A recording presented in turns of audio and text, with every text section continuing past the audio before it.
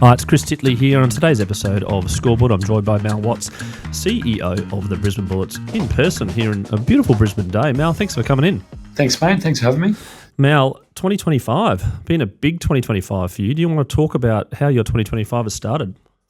Yeah, it's been a full on, end of the NBL 24 season. We got off our head coach, which is always a tough and difficult decision. And then we set about appointing a new head coach, and we ran a really strict process to find someone that was already under the hood in our basketball advisor from the state, Stu Lash. So we made that appointment. A bit of conjecture with it, but we had we sat down with the members straight away after, and I gave them a lot more context. So I think the sentiment's changed to rather a positive one more recently, which is good. And some big announcements here in Brisbane about the Olympics. How's that affected basketball? What do you think? And I suppose of the Bullets as well. Yeah, I think, look, the Olympics one's been an interesting one. I know I personally had the first meeting some 4 years ago when I was back working in rugby at the time. I think over those 4 years, it's sort of been a moving target in terms of where we're going to land with events and hosting and whatnot. Basketball's probably still in that category, I'd say, at the moment. I know they've highlighted the potential to move some games down the Gold Coast. With the opportunity for private sector to get involved and build an arena in the city, my view is that hopefully that gets up and running, well and truly in time, and that we can have basketball back in the heart of the city. And that's been obviously a decision as CEO. You've moved the Bullets out to Boondall. Was that one of the highest priorities at the start, or was it sort of a listen and learn process? Yeah, look, if I go back to my time, and it's well documented, I don't have any basketball background, so I don't. I leave the X's and O's to the experts. But the big thing for me was just acknowledging where the Bullets were at, and they'd had a storied history. We've been around for over 50 years. Some legends in the game, still around Brisbane and living. Leroy Loggins, etc. But we needed to undo this the ups and downs of what the Bullets have been known for the past decade.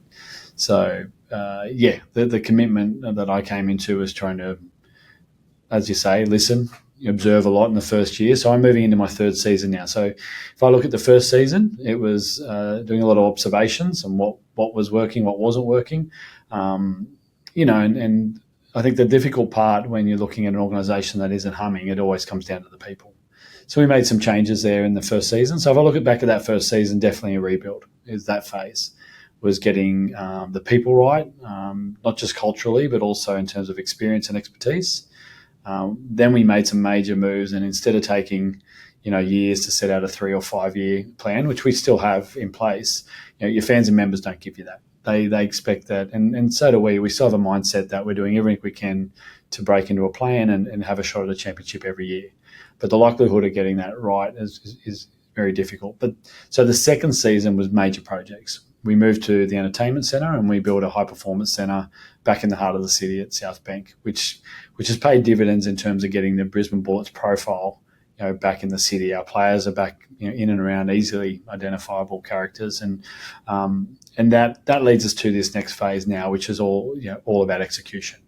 We've got no excuses now. We've got all the fundamental pieces in play for us to grow, to prepare well, and that's where we are today. Mel, you touched on the Bullets, the players, some of the Leroy Loggins, the Ronnie Ratcliffes of the world, etc.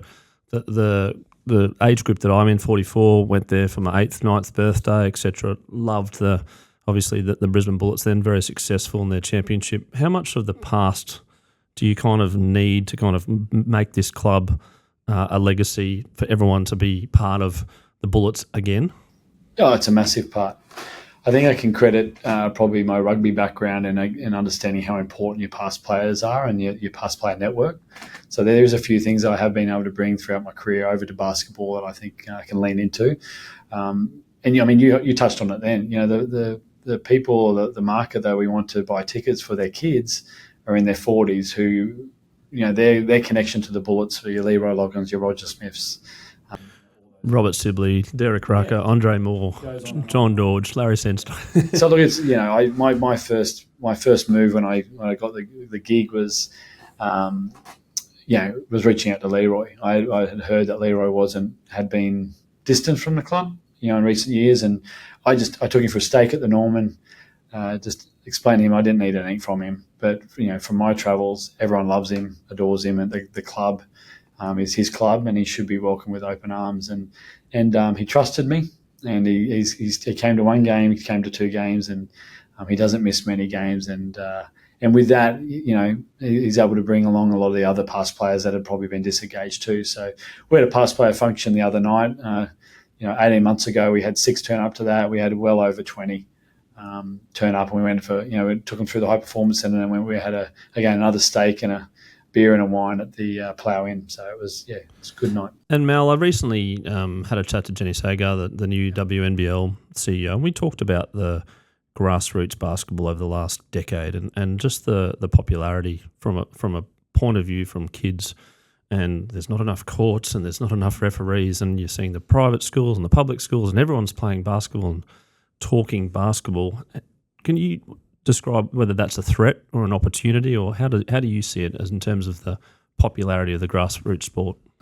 I'd probably talk to my own personal experience. I think when the ownership reached out to me about considering the role of CEO of the Brisbane Bullets, not coming from basketball, and even the perception I had a pretty poor perception of where the Bullets were at. Went home, started thinking about my son. He was 14 at the time and grew up heavily in contact sport, which this country is dominated by, AFL, rugby league.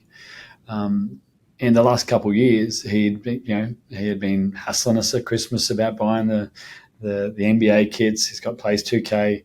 He independently joined the school team, joined a club. And I was thinking about the same group of mates he's got, and they're all doing the same thing. There was something in that. So, I did a bit of my own research, and I was quite in awe of what I found was happening with the NBL in terms of the growth. And I mean growth in participation at grassroots level was astronomical. In southeast Queensland, I think in that 48-month period, there was went from 24,000 participants to over 85,000 in 2 years. The NBL was growing at a rate at 40% year on year. So there's no code in Australia's history that is growing at the rate that basketball is. Why is that? I think we're going through another big cultural shift that we experienced in the 90s with the Jordan era. But I don't think and I wouldn't say that was a flash in the pan, but I think this is going to be a real sustained shift. The other part too is I think that the parents now are a lot more educated in considering the challenge that you do have with contact sport. And I think the CTE and the head knocks has been a major factor in that younger participation. And look, the other kicker is we've always been a really, gender equal sport at the grassroots level. The boys and girls, there's a really fair spread of teams in both age groups, and the product's fantastic.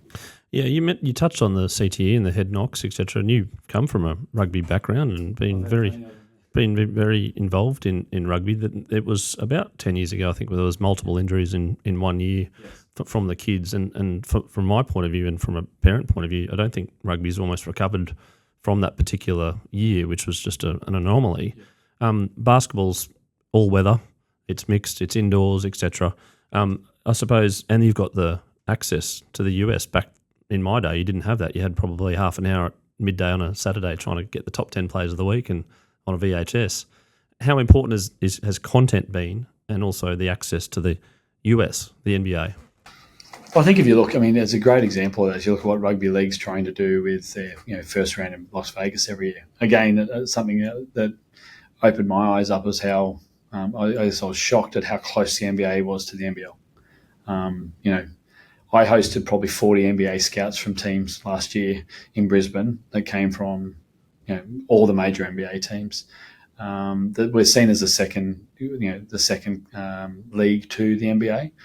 So all eyes are on, but our connections run deep. Even throughout in Brisbane, our ownership, we've got a number of ex-NBA players that are part of the ownership group, Hall of Famers, and all eyes are on. So I think if you think about Australian sporting culture, or even just Australian culture, we do look to the States as aspiration, and the NBL is right front and centre. With our connection to the NBA, a couple of the teams go over and play NBA games every year. This year we've got I think the Pelicans are coming to play in Melbourne. In right? Melbourne. Yeah. So it's that aspiration. It's a really strong connection we have, which I think places NBL quite uniquely. And if you look at the other the codes. Speaking of the other codes, you've got NRL, which Australia is predominantly on a global scale very good. You've got AFL, which is just Australian based, broadly speaking, in terms of there's no World Cups, etc. But then you've got basketball and it's American influence. People got to accept that a bit more now versus like we've got the bronze medal, the Olympics as well. The Boomers and the Opals are up there with the world's best. But is that important for them to keep performing and succeeding, to be sort of patriotic? Yeah, I think absolutely. I think last year we had 5 NBL players draft in the top 50 in the NBA draft. The second highest pick came from Perth. So when you're out, I guess if you're outside of the basketball environment, you probably are somewhat unaware of how strong the NBL is and how it's recognised globally.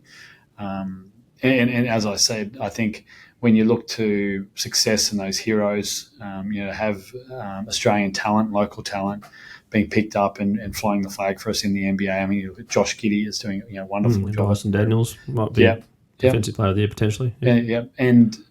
And that's got to translate back to the Boomers squad.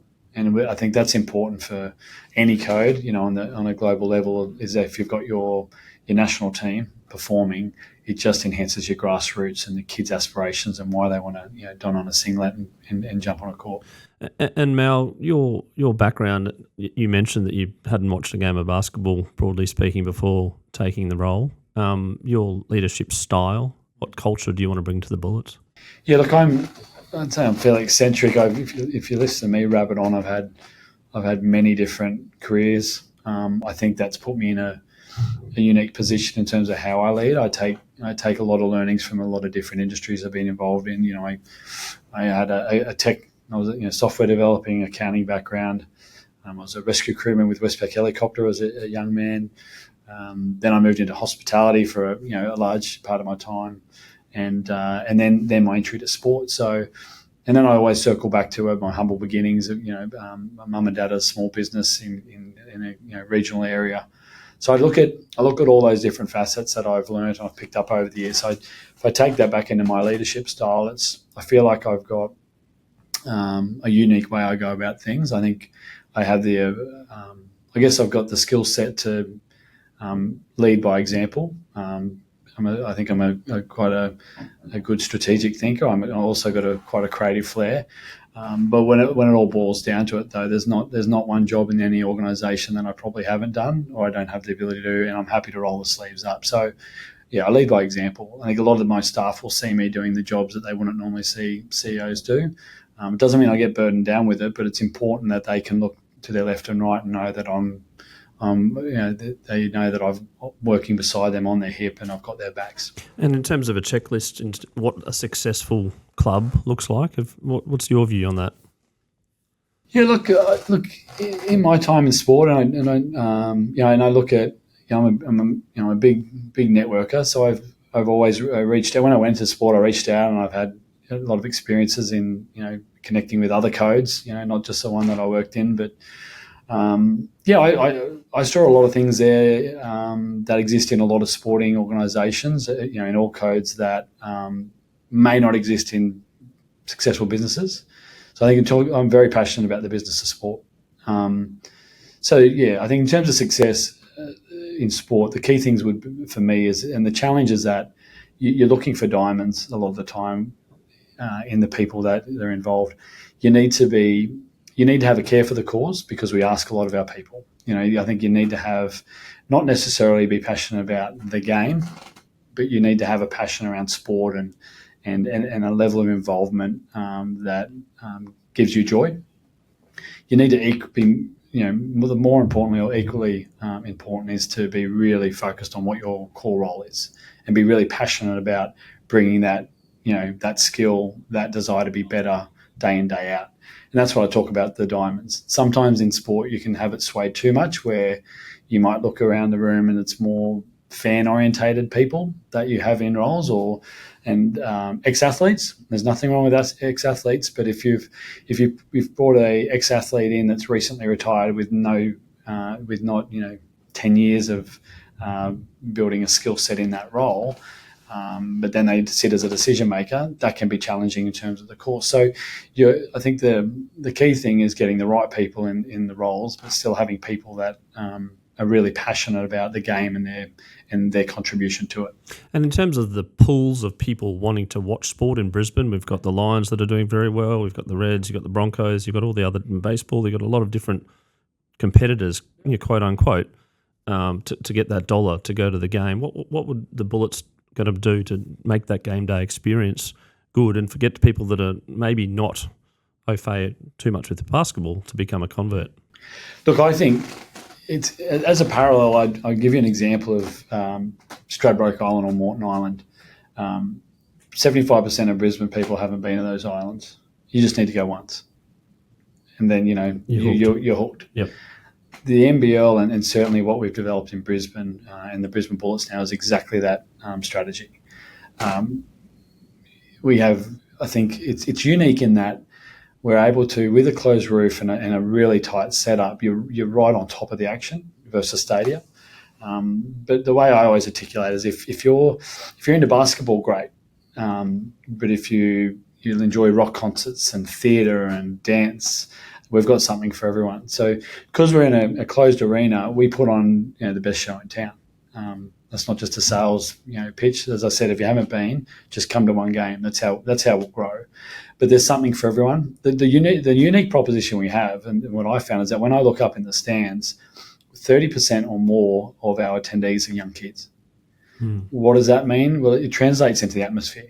So when we're asking kids to engage, and the beauty of basketball is there's a lot of short stoppages that we have opportunities to do something fun and engaging and different. So that's happening all game. And kids, you ask kids to engage and participate, they do. They're on their feet, they're dancing, they're clapping, and what happens is it becomes infectious to the adults. So normally, a parent, or certainly I'll use me as an example, an old dad, I might be sitting there watching a game like this, but then all of a sudden all these kids are around you and you see other adults starting to engage. So you have full engagement of everyone in the arena. Whatever we ask them to do, and that's my point. I think it allows parents or adults to drop their guards and just enjoy the moment with their families. We've seen some sports evolve, like cricket, from test matches to the product of 2020, to go to the Gabba. As you mentioned, in between each ball, there's a little bit of music in the background. There's a little bit of a chant going on. The kids are engaged. Has basketball evolved? Are there new products? Is there new ways of thinking around the game as well? Oh, absolutely. Yeah, I mean, the game, I don't think the game needs to change much because it's fast-paced, it's end-to-end. The NBL's tagline is every moment matters, and it goes down to the last 15 seconds, almost every game. So the product in itself is extremely exciting. But the evolution of the game day presentation is huge. And I think, again, what was it when I came into the NBL? It was the template's there. It's the NBA. So that's what we did. We were able to work with Stadiums Queensland, ASM Global, all invested heavily to bring our game day product up to a high standard. So if you go to a Brisbane Bullets game now, it's much closer to what you expect when you see an NBA game. We've got the largest Jumbotron, which is your big LED screens in the middle of the court. We've got a blimp flying around. We've got flamethrowers. I designed and built a 3-story pub on the baseline, which is good for Queenslanders, called the Cause Champions Club. So really is something for everyone. I think the challenge with sport these days is that as a sports administrator, you are trying to provide something to everyone, and that doesn't always hit for the traditionalists. So with traditionalists, prefer to just be ingrained in the game, and sometimes that the flames going off or the music's too loud. It's a challenging environment to get right, and that's why I always talk about it being a real science. You really need to understand your consumer and have a really good mix of what we're trying to offer on a game day. So at the end of the day, the end goal, win, lose or draw, is that when you're jumping in the car to go home, you've had a great night out and you feel like you've had good value for money. And coming from a bit of a tech background, there must be a lot of data points that you've got over the last couple of years as the CEO. How important has been, to look at that, to analyse that, and to sort of nut down and say, like, well, this needs improvement, or this is where the market's at? Well, that in essence is the business of sport.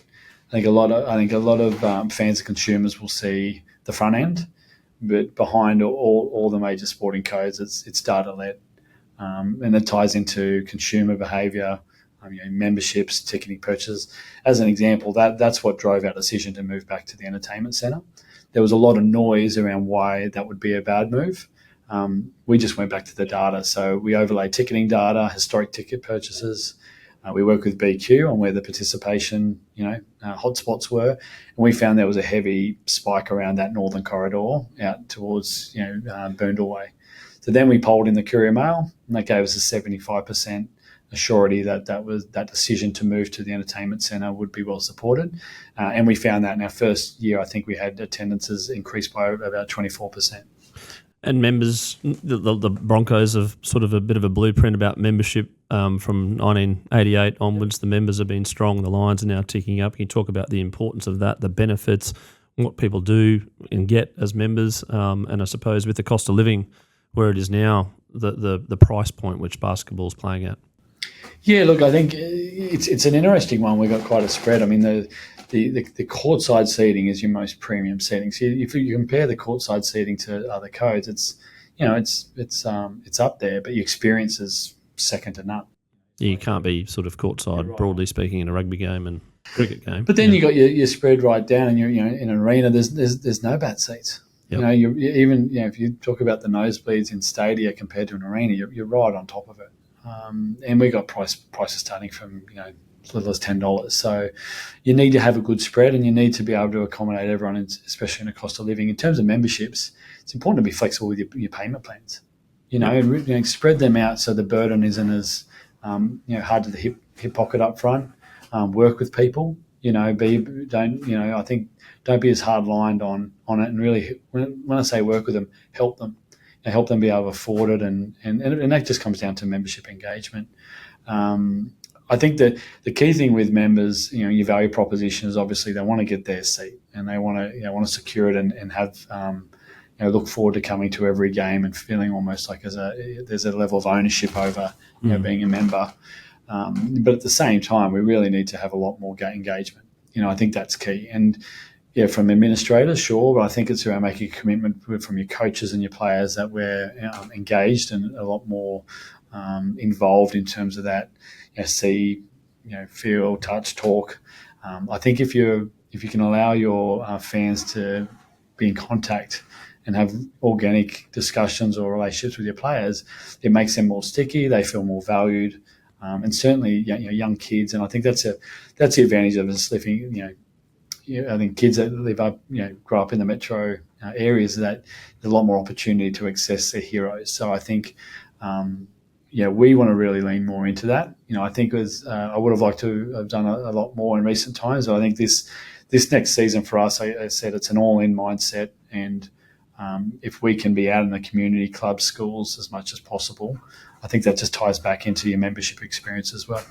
One sign of and we've talked a lot about the off court stuff and the off field stuff, but getting back to the on field performance and how that matters. The successful teams that I followed through my career, you can name the players. You can name the players because they might have been there for 5 years. You've had a pretty consistent team. And looking at the Brisbane Lions now, a lot of people can sort of know the players because they've been there for 5 years and the team hasn't changed.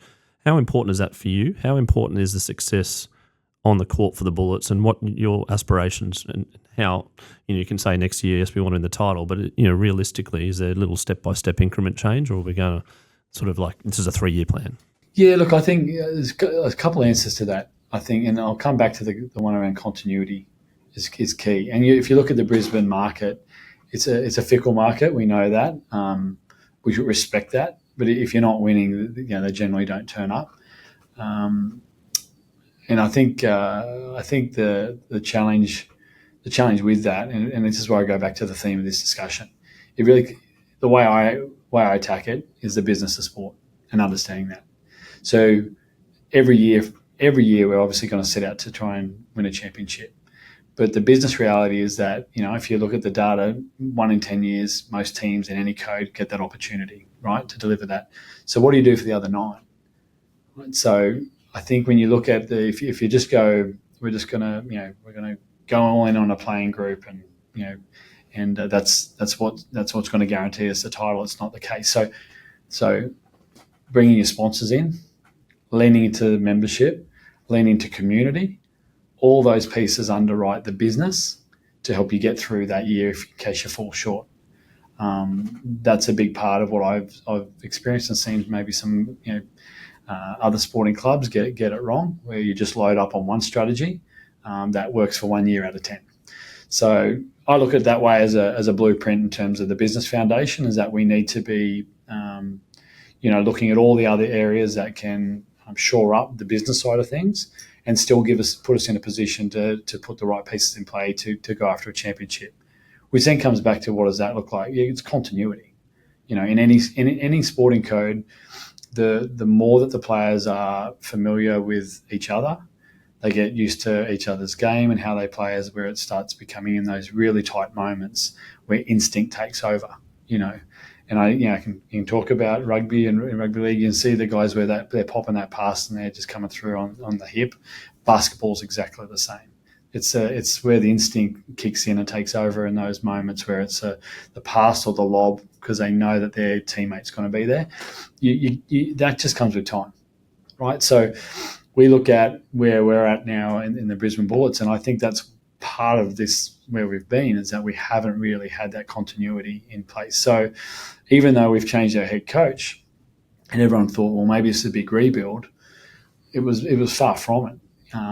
We looked at that around the continuity being the key in how we we put ourselves in a position for this next season. So we contracted 5 of our players that we believe in over the next 3 years are going to be really key to us. We've got opportunities with the 2 imports we brought in last year and mutually, potentially coming back.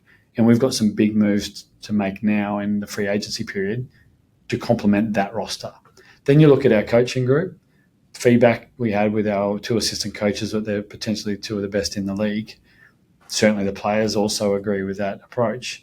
And then you bring in a new head coach, which has been with the club for 2 full seasons as the senior basketball advisor. Yeah. And he's watched every game. He's contracted. He's built the roster. And you start looking at it that way, and it may be a little bit left to field, but I always look at, there's a gamble in bringing a brand new coach in, and a brand new coach will want to bring his own people, which means you've got 2 great assistant coaches that you want to empower and get more out of, but they go out the door, and it is a reset. So for us, I think we're on that. If we look at the next phase now, I think the next 3 years is now. I think we've spent the last 2 seasons getting the foundations right. Our culture is fantastic, and people throw that out there. But if there's one strength of mine, it is being able to bring the right people in that, all different personality types, but they complement each other, but they all have the same underlying work ethic and theme. So there's integrity is key in everything I do. And, there's a lot of values that when we're bringing people into the business now, the organisation, they must tick those boxes. So I feel like we're in a really strong position. I think we've gone about it the right way. And as I said, when my head hits a pillow at night, why did I take this job? It's to back myself to be the guy that can help, with a team to change the narrative of the Brisbane Bullets and bring an amazing club back to greatness. And I think Brisbane needs that too. I think it's no disrespect at all. I mean, love and admire the Broncos, and even you see what the Dolphins doing and the Lions, but there's room for one more. As Stu says, there's room at the table, and I think that's what everyone in the club at the moment is so passionate about, is getting this right for Brisbane. And Mal, you touched on the long-term game, but also the short-term plays to get to that long-term continuity, as you described. How important is it to educate the sponsors or oncoming sponsors to be a bit more long-term thinking, as opposed to a smash and grab 1 year? We're going to blitz the Bullets, and they finished 7th, so therefore next year we're out. But look, this is something I'm really passionate about, is your commercial partnership space. Again, a lot of the research I did in my early days coming to sport and exists in all codes, and it was a big part of where I think the ownership, I probably tipped the balance for them to go all in on me, is that when I came into sport, I think there's definitely the way that commercial sponsorships can work, and certainly if you've got a lot of broadcast revenue and you're successful clubs, it's a very transactional approach. You end up with probably salespeople pitching to a potential sponsor, grabbing, all just assuming it's all brand, putting the logo there and taking a lot of money for it. not really servicing well, popping up then for renewal, and the sponsor going, well, we see things a bit differently. So you have high churn, high attrition, leads to then you're stuck in that sales mindset of just pitching and pitching and pitching. The sponsorship education's really key, but it's also the integrity of the deals you do. So, I found that the success I had in my time in sport came down to taking I don't think it's rocket science, but a pure business approach where sit and listen to what the core objectives that the sponsor wants and how they're going to value that sponsorship. Then go away and build a strategy with the assets you've got to then reposition that based on their budget. And once you got that signed off and that sponsor's ready to go, then it's all about servicing. Do what you say you're going to do and actually overdo it. Don't be afraid to do a little bit more to earn the right for a renewal. And where you want to get to, continuity, you want to get the right sponsors in the room, so the right brands, the right alignment, and you want to renew and get that sponsor that you can look back and go, they've been with the club for 5 years, 8 years, getting that 10-year period. What happens over that time? It becomes organic. The sponsors get to know the other sponsors. They start working and doing business with each other. It's just getting that right. We didn't have that right at the Bullets. The sponsors we had, great sponsors, but we weren't set up to service them well, and we didn't have that strategy in place. It was very much a transactional, and that's where we're finding, the last 2 seasons, and I know we've talked about it, is you see now that the Bullets are coming out of nowhere, and people starting to acknowledge the club, talk about the club, and we're starting to sign, some pretty significant sponsors. And I'll give that a plug. We're always looking for more, to join us. But that's been pretty fundamental in what I observed. And I think, again, when you hear me talk about it, it's not rocket science, but it's just the nature of sport. It's not a delivery model that a lot of sporting clubs actually run with. And you're a natural networker too. So I think bringing those businesses together and networking together with a common interest like the Lions Connect and a few different initiatives that people do around getting business leaders and people that are putting their money to enjoy their game, being over-serviced over a long period of time, again, the check's an easy renewal, right? It's not a question over the renewal. No, look, that's something that's always come naturally. I mean, I was a kid that got on with everyone and could talk underwater, but yeah, I've got to credit my rugby background in that. It's growing up in rugby union, the rugby networks are strong. It's not just if I introduce someone to someone, but that's how we connected, right? At a whiskey bar with a couple of our rugby mutual mates, yep. And here we are. So, but plug out to Malt Dining in Charlotte Street, I think it is. The thing with the rugby network is that it's if someone asks me, for an introduction, the unspoken rule is that contact of mine will know that they have to deliver value to that person. That's what I found that rugby. Gave me some insight into the strength of a network. There's a network we have contacts, but it's being able to take that one step further. So that's why I look back at why those networks are so strong in rugby union, is that, again, it's just been built up over generations that that introduction provides. So, look, that ethos is what I've now been able to bring into my business life and now into what I do with the Bullets and basketball. And Mal, on previous podcasts, I've talked about the scoreboard moment, which is a moment in your life which is pretty pivotal. It's something which may have changed the direction, or it's something you remember in terms of your business life or your personal life, etc. Mal, what's your scoreboard moment? Geez, just one, hey. Look, it's without a doubt, it's meeting my wife. And give you context to that. I mean, we should all say that, shouldn't we? Well, firstly, I think she's one in a million. But we grew up in the Northern Rivers of New South Wales, and the template there is you don't leave. It's God's country. It's beautiful. It's still home. But I definitely had just this underlying desire to want more. As I said, I had humble beginnings. I had fantastic parents that worked their backsides off to give me an education, myself and my brother.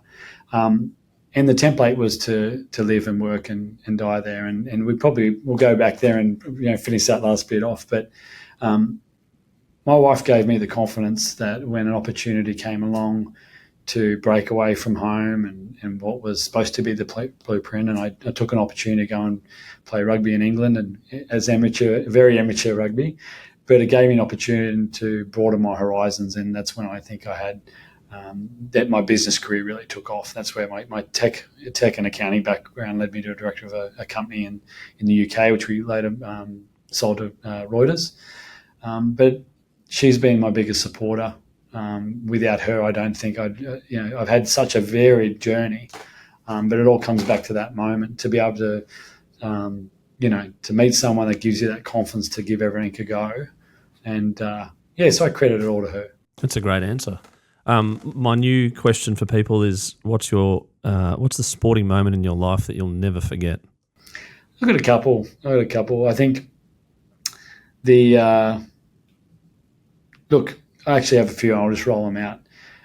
Growing up as a clubby back in the Northern Rivers, Trevor Hendy, he was my hero. There was a moment there, I don't know if it was national finals, where he was I think he was in the back of the field.